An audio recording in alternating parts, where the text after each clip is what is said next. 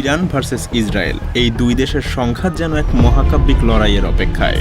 ২০২৪ সালের ১ October Iran ঝাঁকে ঝাঁকে ২০০টারও বেশি ব্যালিস্টিক মিসাইল ছুড়ে ইসরায়েলের আকাশে যেন আগুন ধরিয়ে দিয়েছিল।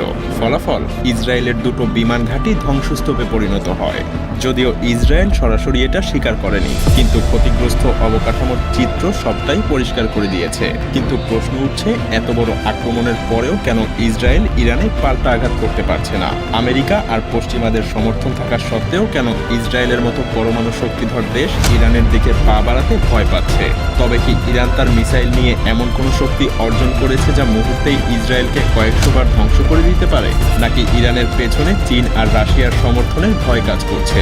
নাকি অন্য কোনো ভয় কাজ করছে ইসরায়েলের মনে, যা তাদেরকে এই সিদ্ধান্ত নিতে বাধা দিচ্ছে?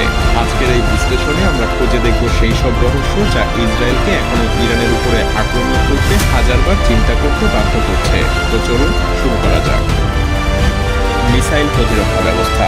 ইরান তার আকাশ প্রতিরক্ষা ব্যবস্থাকে আরও শক্তিশালী করতে রাশিয়ার কাছ থেকে অত্যাধুনিক S-400 মিসাইল প্রতিরক্ষা ব্যবস্থা কিনতে যাচ্ছে।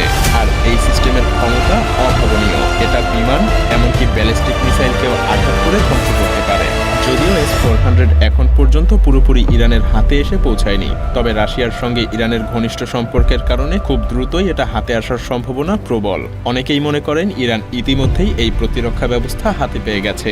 S-400 ইরানের আকাশপথের প্রতিরক্ষা ব্যবস্থাকে এক অন্য স্তরে নিয়ে যাবে, যা ইসরায়েলের জন্য নতুন আর গুরুতর হুমকি হিসেবে দেখা দেবে। এছাড়াও ইরান তার নিজস্ব উন্নত মিসাইল প্রতিরক্ষা ব্যবস্থা বাভার 373 তৈরি করে ফেলেছে, যা ইতিমধ্যেই ইরানের সামরিক বাহিনীর একটা গুরুত্বপূর্ণ অংশ হয়ে গিয়েছে। এই সিস্টেমও ইসরায়েলের আকাশপথে প্রবেশের চেষ্টা ব্যর্থ করতে সক্ষম। এখন যদি ইসরায়েল ইরানে হামলা চালায়, সেই আক্রমণ হয়তো ইরানের প্রতিরক্ষা ব্যবস্থার কারণে পুরোপুরি ব্যর্থ হবে। এমন পরিস্থিতিতে ইসরায়েলের বড় দুশ্চিন্তা হলো ইরানের পাল্টা আক্রমণ।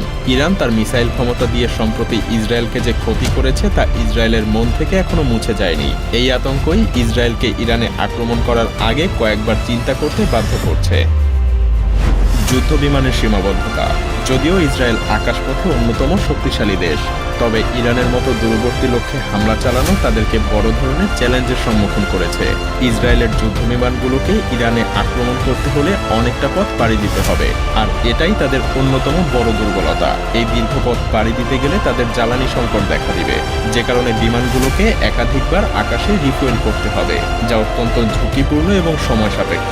এর ফলে তাদের অভিযান আরও ধীরগতির হয়ে যাবে, আর তাদের কার্যকারিতাও কমে যাবে। তাছাড়া ফাইটার জেটগুলোতে অতিরিক্ত জ্বালানি ট্যাঙ্ক সংযোজন করা হলে তাদের গতি এবং যুদ্ধ দক্ষতা আগের চাইতে কমে যাবে, যা ইরানের উন্নত আকাশ প্রতিরক্ষা ব্যবস্থার সামনে ধ্বংস হয়ে যাওয়ার প্রবল সম্ভাবনা আছে। এছাড়াও মধ্যপ্রাচ্যের আরব দেশগুলো এখন পর্যন্ত ইসরায়েলকে ইরানে আক্রমণ করার অনুমতি দেয়নি। এ কারণেই ইরানের বিরুদ্ধে সরাসরি হামলা চালানোর আগে ইসরায়েলকে সব দিক হিসেব করেই চলতে হচ্ছে।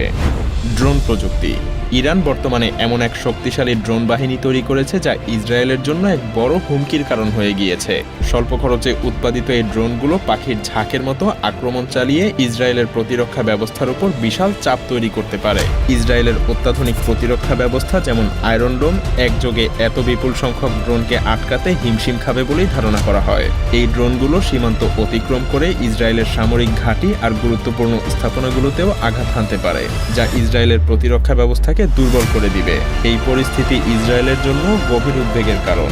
ইরানের সঙ্গে যুদ্ধে জড়ালে এই ড্রোন আক্রমণগুলো ইসরায়েলের সামরিক প্রতিরক্ষাকে সম্পূর্ণ বিপর্যস্ত করে তুলবে। ইসরায়েল ইতিমধ্যেই এই হুমকির মোকাবেলায় আমেরিকা থেকে থার্ড প্রতিরক্ষা ব্যবস্থা সংগ্রহ করেছে। তবে প্রশ্ন থেকে যায়, ইরানের এই ড্রোন সুনামি কি থার্ড প্রতিরক্ষা ব্যবস্থা দিয়ে আদৌ থামানো সম্ভব? মিসাইল শক্তি। ইরান তার মিসাইলের সক্ষমতাকে এক অন্য স্তরে নিয়ে গেছে, যা ইসরায়েলের জন্য এক গুরুতর হুমকি হিসেবে আবির্ভূত হয়েছে। ইরানের মিসাইল সিস্টেমের উচ্চ ক্ষমতা এবং তাদের মিসাইলের পাল্লা ইসরায়েলের কৌশলগত স্থাপনাগুলোর জন্য মারাত্মক বিপদ তৈরি করেছে। বিশেষ করে ইরানের ব্যালিস্টিক মিসাইলগুলো ইসরায়েলের নিরাপত্তা ব্যবস্থার জন্য নতুন শঙ্কা জন্ম দিয়েছে, কারণ এগুলোই ইসরায়েলের গুরুত্বপূর্ণ স্থাপনাগুলোকে ধ্বংস করে দিতে পারে। ইরানের সবচাইতে ভয়ঙ্কর দিক হলো, তারা যদি একযোগে তাদের সব মিসাইল ব্যবহার করে, সেই আক্রমণ ইসরায়েলকে একাধিকবার ধ্বংস করারও ক্ষমতা রাখে। ইসরায়েল এত পরিমাণ মিসাইলের মোকাবেলা একসাথে করতে পারবে না। হ্যাঁ, এটাই তাদের প্রতিরক্ষা ব্যবস্থার সীমাবদ্ধতা। ইসরায়েল জানে যদি ইরান তাদের উপরে আক্রমণ চালায়, তাদের সেই পরিস্থিতি খুব দ্রুতই তাদের জন্য এক অসহনীয় বিপদে পরিণত হবে। এ কারণেই ইসরায়েল ইরানকে আক্রমণ করতে দ্বিধাগ্রস্ত।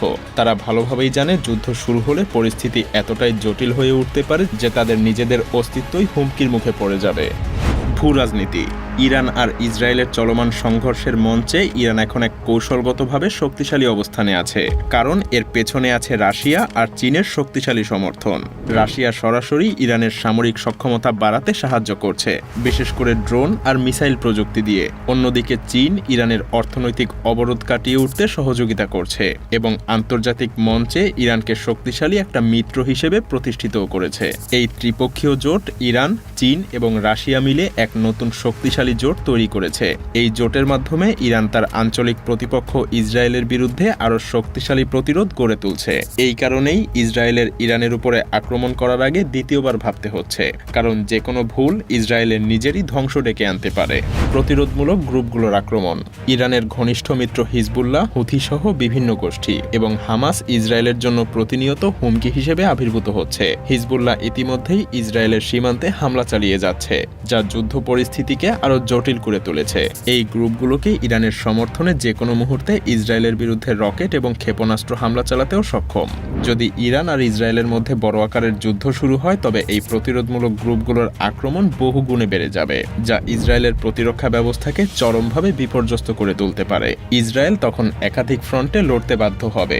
গাজা থেকে হামাসের আক্রমণ, লেবানন থেকে হিজবুল্লাহর আক্রমণ আর আকাশপথে ইরানের হুমকি। এই পরিস্থিতি ইসরায়েলের জন্য অত্যন্ত বিপজ্জনক। তারা জানে যুদ্ধ শুরু হলে প্রতিরোধ অক্ষের আক্রমণ প্রতিরোধ করা তাদের জন্য অত্যন্ত কঠিন হয়ে যাবে। এমনকি এখনই এই গ্রুপগুলো সম্পূর্ণভাবে হামলা না চালিয়েও ইসরায়েলকে অলরেডি চাপের মধ্যেই রেখেছে। আর যুদ্ধ শুরু হলে ইসরায়েলের প্রতিরক্ষা ব্যবস্থা একাধিক ফ্রন্টে কার্যকর রাখা প্রায় অসম্ভব হয়ে উঠতে পারে। এমনকি এ সকল গ্রুপগুলোর হাতে এসে পৌঁছাবে ইরানের অত্যাধুনিক সব মিসাইল। তাছাড়া ইসরায়েল এসব প্রতিরোধ অক্ষের সাথে লড়েই অস্ত্রের ভান্ডার প্রায় শেষ করে ফেলেছে। আর তাই ইসরায়েল জানে যদি ইরান আর ইসরায়েলের মধ্যে বড় আকারের যুদ্ধ শুরু হয়, তাহলে এই অস্ত্র সংকট আরও প্রকট হয়ে উঠবে। সত্যি বলতে ইসরায়েলের জন্য দীর্ঘমেয়াদী যুদ্ধ চালানোর মতো সক্ষমতা এখন নেই বললেই চলে। হয়তো ভাবছেন আমেরিকা সাহায্য করবে। আসলে ইউক্রেনকে অস্ত্র দিতে দিতে পশ্চিমাদের নিজেদের অস্ত্রেরই সংকট দেখা দিয়েছে। তাছাড়া ইসরায়েলের জন্য আরও ভয়ের ব্যাপার হলো, ইরান ইতিমধ্যেই স্পষ্টভাবে হুমকি দিয়েছে যে ইসরায়েল যদি তাদের বিরুদ্ধে কোনো ধরনের সামরিক পদক্ষেপ নেয়, তাহলে তারা ইসরায়েলের বিদ্যুৎ গ্রিড এবং জ্বালানি অবকাঠামোতে আক্রমণ চালাবে। এর ফলে ইসরায়েলের যোগাযোগ ব্যবস্থা এবং বিদ্যুৎ সরবরাহ বন্ধও হয়ে যেতে পারে, যা তাদের সামরিক কার্যক্রমে বিশাল প্রভাব ফেলবে।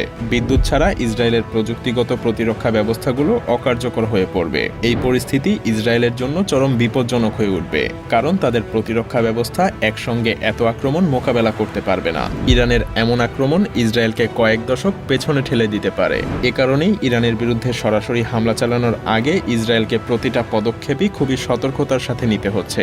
আর তাই বিশেষজ্ঞদের মনে প্রশ্ন দেখা দিচ্ছে, এমন অবস্থায় ইসরায়েল কি আদৌ ইরানে আক্রমণ করে নিজের পায়ে কুড়াল মারবে? আপনি কি মনে করেন, ইসরায়েল কি ইরানের উপরে আসলেই আক্রমণ চালাবে?